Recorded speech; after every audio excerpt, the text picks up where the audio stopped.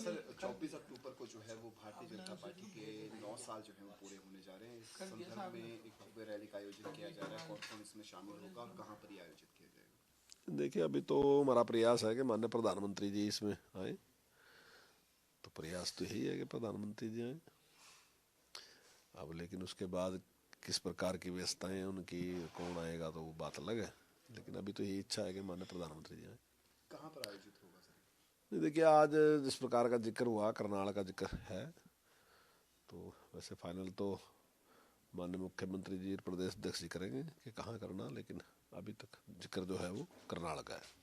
इसके अलावा सर अगर हम बाकी मुद्दों का जिक्र करें, खास तौर पर नेता प्रतिपक्ष भूपेंद्र सिंह हुड्डा जो हैं वो अपने बयान से यू टर्न लेते हुए दिखाई दे रहे हैं। उनका सीधे तौर पर कहना है कि 4 डिप्टी सीएम में एक महिला डिप्टी सीएम होगी और जाट अगर सीएम नहीं बनता है तो जाट डिप्टी सीएम बन जाएगा।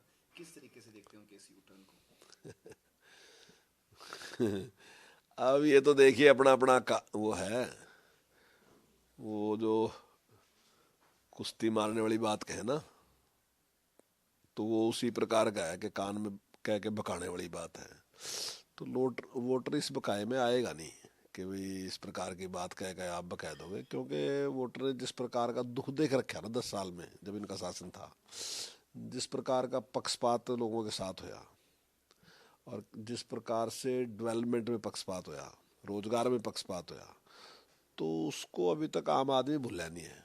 और वर्तमान सरकार ने जिस निष्पक्षता के साथ काम किया, चाहे रोजगार देने की बात आई, चाहे डेवलपमेंट की बात आई, और जितना ज़्यादा विकास हुआ, यानी कि आज लोग अपने आप ही ये मानते हैं कि भाई मतलब कल्पना से बाहर है जो डेवलपमेंट इस सरकार ने की। हमने सोचा भी नहीं था, बहुत काम ऐसे हैं जो हमारी डिमांड भी नहीं थी अभी तक, इस प्रकार का हमारा भी विचार था कि इस प्रकार से यहाँ इस चीज़ के बढ़ना चाहिए, लेकिन वो सारे के सारे काम जिस प्रकार से सरकार ने किए, तो उससे लोग बेहद खुश हैं। और जिस प्रकार से गरीबों का विशेष तौर से ध्यान रखा गया। अब जैसे माननीय मुख्यमंत्री जी ने कहा कि 1 लाख से कम जो आमदन वाले लोग हैं उनकी आमदन बढ़ा के आने वाले टाइम में सबको 2 लाख से ऊपर लेके आएंगे, 1,80,000 से ऊपर लेके आएंगे उनको, और उनके लिए काम भी शुरू कर दिया। और 60,000 से ज़्यादा लोग ऐसे हैं जिनको सरकार ने लोन भी दे दिया और उन्होंने काम शुरू कर दिया। HKRN में भी उनको 30 नंबर दिए कि ताकि उनको रोजगार मिल सके, प्राथमिकता के आधार पर उनको रोजगार मिले।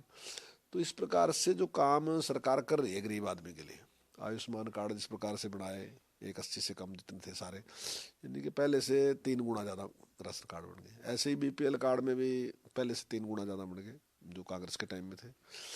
और दूसरा, जिस प्रकार से उसको परमानेंट चालू रखा, यानी कि कोई भी आदमी कभी भी गरीब हो सका। तो ऐसा नहीं कि जिसका एक बार बन गया उसके बाद नहीं बनेगा।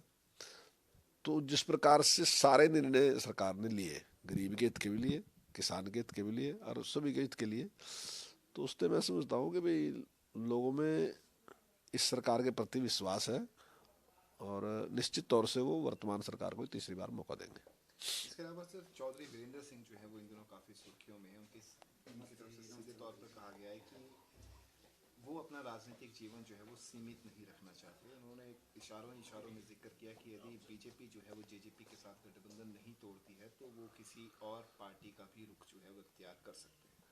नहीं, देखिए, तो उनका विचार है, जो भी वो निर्णय लेते हैं, लेकिन पार्टी का तो एक तरीका है काम करने का, पार्टी तो उसी तरीके से काम करेगी।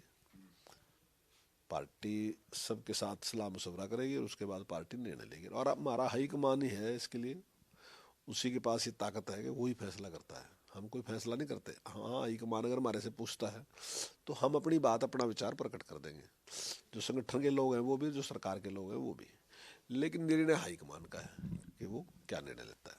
SYL को लेकर जो है वो मुख्यमंत्री ने पत्र लिखा है पंजाब के मुख्यमंत्री भगवंत मान को कि वो बैठक करने के लिए जो है वो तैयार हैं। किस तरीके से देखते हैं बैठकों को लेकर? जो है वो पहले ही जो है वो काफ़ी कोई नतीजा जो है वो नहीं निकला, तो इस बार की बैठक में क्या कुछ नतीजा निकलने के कोई आसार दिखते हैं? केंद्र सरकार किस तरीके से इस पूरे मामले में इंटरवीन करेगी? क्या कनाल बनती हुई दिखेगी, नहीं दिखेगी, क्या कुछ लगता है आपको? देखिए, कल्पना तो अच्छे की करनी चाहिए, प्रयास करना चाहिए। हम लोगों के चुने प्रतिनिधि हैं और लोगों के हित के लिए काम करना हमारी ड्यूटी है। तो उसके लिए काम करना और एक अच्छा माहौल बनाना, तो उसके लिए हमारा सदैव से ही हरियाणा का इस प्रकार का रहा है, हमारा प्रयास रहा है। और वर्तमान सरकार ने जो पिछले 9 साल हैं उसमें जिस प्रकार से कोर्ट में एक बार नहीं, दो दो तीन तीन बार सफलता हासिल की है, कोर्ट ने ऑर्डर किया है उसके पक्ष में, और मैं समझता हूँ कोर्ट का ऑर्डर सबको मानना चाहिए। ये सही बात है कि पहले नहर तो बने, जो हमारे हिस्से का पूरा पानी है वो तो मिले।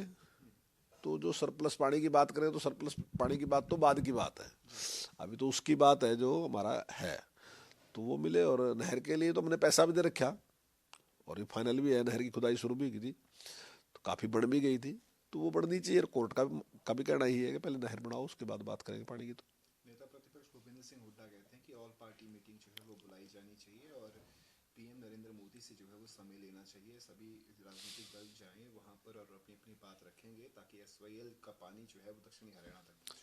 नहीं नहीं, देखिए समय समय पर माननीय मुख्यमंत्री जी ने इस पे निश्चित तौर से सारे विपक्षी दलों के साथ बैठ के बात भी की है, सेशन भी बुलाया इस पे, और हर बार बात की है। और जब जरूरत पड़ी तो प्रधानमंत्री से मिलने की, तब विपक्ष को ले जाने की जरूरत पड़ी तो वो भी काम किया है। जब जरूरत होगी इस प्रकार की तो करेंगे। पंजाब द्वारा जो है वो एक आपात सेशन जो है वो बुलाया गया है 20 और 21 अक्टूबर को, खासतौर पर एसवाईएल के मुद्दे पर चर्चा करने को लेकर, किस तरीके से देखते हैं? अभी भी पंजाब का रुख जो है वो सीधा है कि वो जो है वो एक बूंद पानी भी हरियाणा को देना नहीं चाहता? देखिए, मेरा मानना है कि देखिए यहाँ एक इस देश में इस प्रकार की व्यवस्था है कि सबके अलग अलग काम है। विधायिका के अलग काम है, कार्यपालिका का अलग काम है, न्यायपालिका का अलग काम है। न्यायपालिका की जिम्मेदारी है कि वो उस चीज़ का फैसला करेगा, अगर कोई विवाद है तो, चाहे वो इंडिविजुअल व्यक्ति का विवाद है चाहे सरकारों का विवाद है। तो मैं नहीं समझता कि ये कोई अच्छी परंपरा है कि इसके लिए हम सेशन बुलाएंगे और वहाँ फिर उसको कहेंगे उसके खिलाफ प्रस्ताव पास करें। मैं समझता हूँ कि ये बिल्कुल गलत परंपरा है। अगर ऐसा कुछ वो करते हैं, जो कोर्ट का आदेश है उसको अक्सर से मानना चाहिए। सर, हाल ही में जो है वो शिक्षा विभाग के अधिकारियों के साथ आपकी बैठक हुई, बैठक में जो है वो खास तौर पर कहा गया कि जिन स्कूलों की बिल्डिंग जो है वो जर्जर हालात में है उसका ब्यौरा जो है वो दे और उसको जो है वो जल्द से जल्द डिमोलिश किया जाएगा। कितने स्कूल ऐसे हैं जिनकी बिल्डिंग्स को डिमोलिश किया जाएगा और कितने स्कूलों की नई बिल्डिंग जो है वो नहीं बनकर नहीं नहीं तैयार हो नहीं चुकी नहीं नहीं, देखिए इसमें एक प्रस्ताव ही आया था। हालांकि हमने पुराने स्कूलों की बिल्डिंग को तोड़ के नए स्कूलों की बिल्डिंग बनानी हमारी शुरू है। लगभग 230 करोड़ रुपए के टेंडर मारे गए, उस पर काम चल रहा, वो काम हमारा शुरू है। लेकिन वो क्या है कि कुछ स्कूलों में बिल्डिंग तो कंडम हैगी, बिल्कुल ख़राब हैगी, वहाँ कहीं किसी का आना जाना नहीं है, कुछ नहीं है, लेकिन खड़ी हो वैसे के वैसे ही, मतलब कोई व्यक्ति उसमें जपता नहीं है कोई भी, उसमें कबाड़ है या हालत ख़राब है उसकी। तो मैंने उसके लिए कहा था कि भाई ये इस प्रकार की जो भी बिल्डिंग है उसको कंडम घोषित करके और उसको तोड़ने का काम करें, क्योंकि उसमें भी एक खराब माहौल भी बनता है। देखने सारी बिल्डिंग अच्छी भी हो लेकिन एक खराब बिल्डिंग दिखेगी तो उससे वो भी खराब होता है। कई बार लोग सोचते हैं शायद भाई ऐसी हालत है। तो मैंने कहा कि जो ऐसी बिल्डिंग है जो कंडम हो चुके हैं, जहाँ बच्चे बैठते नहीं, कोई प्रयोग में आती भी नहीं है हमें, तो उनको तोड़ना चाहिए। तो उसके लिए एक आदेश दिया था, तो उसका पता करके उसको करते हैं उसको। सर, इसके अलावा यदि हम पर्यटन विभाग का जिक्र करें तो खास तौर पे हिदायत दी गई थी आपकी तरफ से कि पेड़ों को लेकर जो है वो पेंशन जो है वो शुरू की जाएगी। कब से वो पेंशन शुरू होने जा रही है और कितने आवेदन जो है वो अब तक आ चुके हैं? नहीं, उसमें मेरे ख्याल के 1 नवंबर शायद हमने डेट दी थी, और 1 नवंबर से हम उसको शुरू कर देंगे पेंशन को। तो वो हमारा फाइनल है, और मेरे ख्याल लगभग लगभग 4,000 के आसपास ऐसे पेड़ हैं जिनको पेंशन दी जाएगी। लेकिन समय के साथ ही वो कुछ पेड़ बढ़ सकते हैं, क्योंकि हो सकता है कि कहीं गिनती में कमी रह गई हो, कुछ छूट गया हो कोई ना कोई, तो उसको दोबारा हमारे जहाँ हमारा रेंज ऑफिस है या हमारा डीएफओ का ऑफिस है, वहाँ कोई भी अगर एप्लीकेशन देगा तो उसको चेक कराएंगे, उसको भी शामिल कर लेंगे। पेड़ की से भी ज्यादा कीमत हो जाएगी। हमारे खिलाफ उन दोनों करने बोला पिंडे वायु, ऑक्सीजन प्राण वायु देता। देवता। आज की